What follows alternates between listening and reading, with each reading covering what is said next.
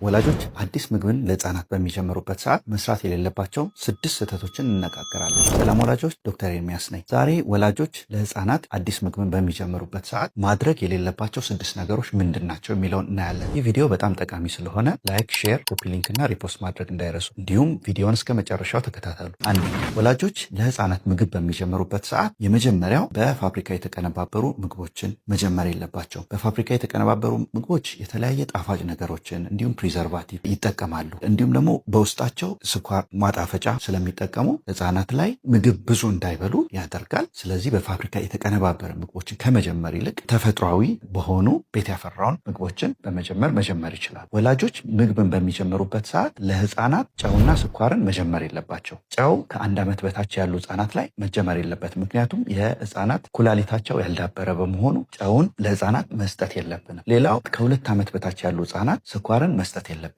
ስኳር አንደኛ ምንም ለህፃናት የሚሰጠው የምግብ ይዘት የለም። ሌላው ደግሞ የሚያመጣ ጉዳት ነው፣ የሚያመዝነው። ስለዚህ ከ2 ዓመት በታች ላሉ ህፃናት ምንም አይነት ስኳር መጀመር የለባቸው። ሌላው ሶስተኛው ከ1 ዓመት በታች ለሆኑ ህፃናት የላም ወተት ወይንም ደግሞ የግመል ወተት መጀመር የለበትም። ከ1 ዓመት በታች ላሉ ህፃናት የላም ወተትን መጀመር የለባቸውም። የላም ወተት ከ1 ዓመት በታች ለሆኑ ህፃናት የተለያየ የጤና እክልን ያስከትላል። እንዲሁም ደግሞ ማርን ከ1 ዓመት በታች ለሆኑ ህፃናት መስጠት የለባቸው። ሌላው አራተኛው ወላጆች ከ1 ዓመት በታች ላሉ ህፃናት እንደ ሻይና ብስኩት የመሳሰሉትን መስጠት የለባቸው። ሻይ በውስጡ ታኒን የተባለ ንጥረ ነገር አለው። ይህ ጠቃሚ የሆነ እንደ አይረን የመሰለውን ንጥረ ነገር ከአንጀት ወደ ሰውነት እንዳይመጠጥ ይከላከላል። ስለዚህ ሻይን መስጠት የለባቸው። ሌላው ደግሞ ብስኩት ነው። ብስኩት ጣፋጭነት ያለ ነው፣ የምግብ ይዘቱም ዝቅ ያለ ነው። እንዲሁም ደግሞ ለህፃናት የመታነቅ አደጋ መንስኤ ሊሆን ስለሚችል ከ1 ዓመት በታች ላሉ ህፃናት መሰጠት የለበትም። ሌላው ወላጆች ጭማቂን ለህፃናት መስጠት የለባቸውም። እነዚህ ጭማቂዎች አንደኛ ቀጥነው የተዘጋጁ ናቸው። ሁለተኛ የስኳር ይዘታቸው ከፍ ያለ ነው። ሌላው ሶስተኛው ደግሞ በውስጣቸው ያለው የፋይበር ወይንም አሰር ይዘቱ ይወጣላቸው ስለሆነ የምግብ ይዘታቸው በጣም የቀነሰ ነው። ስለዚህ ወላጆች ይህንን ጭማቂ ለልጆች ከመስጠት ይልቅ ፍራፍሬዎችን ቀጠን አድርገው በማዘጋጀት ለህፃናት መስጠት የተለያየ የምግብ ይዘቱን ሳያጣ ከፍራፍሬ ማግኘት የሚችሉትን ጥቅም እንዲያገኙ ያደርጋል። ሌላውና ስድስተኛው የመታነቅ አደጋ ሊያስከትሉ የሚችሉ ምግቦችን ለምሳሌ እንደ ጥሬ ካሮት፣ እንደ ለውዝ፣ እንደ ወይን የመሳሰሉትን ነገሮች ከ1 ዓመት በታች ላሉ ህፃናት መስጠት የለባቸውም። ይህ የመታነቅ አደጋን በህፃናት ላይ ያስከትላል።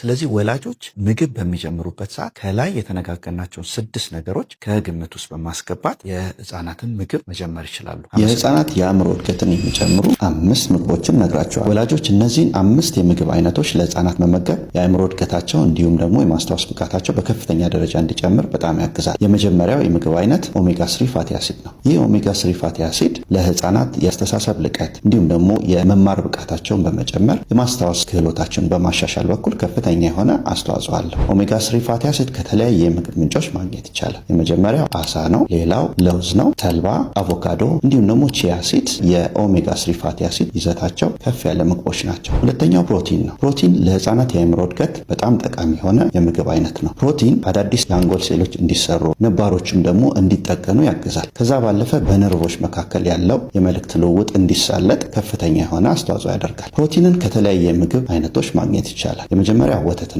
የወተት ተዋጽኦ፣ ሁለተኛው ደግሞ ስጋ ከፍተኛ የሆነ የፕሮቲን ይዘት ያላቸው ምግቦች ናቸው። ከዛ ባለፈ እንደ ምስር፣ ባቄላ የመሳሰሉት ከፍተኛ የሆነ ፕሮቲንን ለህፃናት በመስጠት የህፃናትን የአንጎል እድገት ለማገዝ የሚረዱ ምግቦች ናቸው። ሶስተኛው አይረን ነው። አይረን ወደ አንጎል የሚሄደው የኦክሲጅን ፍሰት እንዲጨምር ያደርጋል። የአይረን ዋነኛው ስራው የቀይ ደም ሴሎች እንዲሰሩ ማድረግ ነው። እነዚህ ቀይ ደም ሴሎች ደግሞ ኦክሲጅንን ወደ ጭንቅላት ወይም አንጎል በማዘዋወር በኩል ከፍተኛ አስተዋጽኦ ያደርጋሉ። አይረንን ከተለያየ የምግብ ተዋጽኦች ማግኘት ይቻላል። የመጀመሪያው እንግዲህ ስጋ፣ ለምሳሌ እንደ ጉበት እንዲሁም ደግሞ ኩላሊት የመሳሰለው። ከዛ ባለፈ ያልተፈተገ የእህል ዘሮች እንዲሁም አረንጓዴ የሆኑ ቅጠላቅጠሎች እነ ስፒናች፣ ብሮኮሊ እንዲሁም ደግሞ ፍራፍሬዎችን በመመገብ ከፍተኛ የሆነ አይረንን ማግኘት ይቻላል። ሌላው አራተኛው ዚንክ ነው። ዚንክ ለህፃናት አእምሮ እድገት በጣም ጠቃሚ የሆነ የምግብ አይነት ነው። ዚንክ ለህፃናት የአስተሳሰብ ልህቀት እንዲሁም ደግሞ የማስታወስ ብቃታቸውን በማሻሻል በኩል ከፍተኛ አስተዋጽኦ ያደርጋል። ዚንክን ከተለያየ የምግብ ተዋጽኦ ማግኘት ይቻላል። ዚንክ ለምሳሌ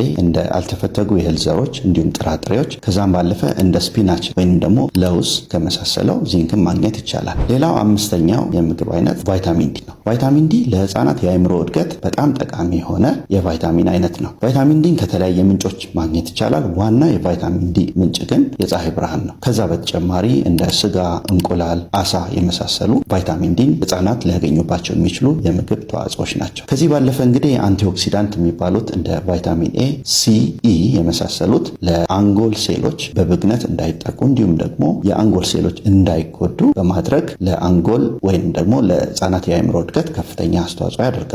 እነዚህ ምግቦች ለምሳሌ እንደ እንጆሪ፣ ብርቱካን፣ ስፒናች የመሳሰሉት የምግብ አይነቶች ይህንን የቫይታሚን ኤ፣ ሲ እና ኢን በከፍተኛ ደረጃ የያዙ የምግብ አይነቶች ናቸው። ወላጆች እነዚህን የምግብ አይነቶች ለህፃናት በመመገብ የህፃናት የአእምሮ እድገት እንዲፋጠን፣ አስተሳሰባቸው ልህቀት እንዲመጣ እንዲሁም ደግሞ የማስታወስ ብቃታቸው እንዲሻሻል ማድረግ ይችላሉ። አመሰግናለሁ።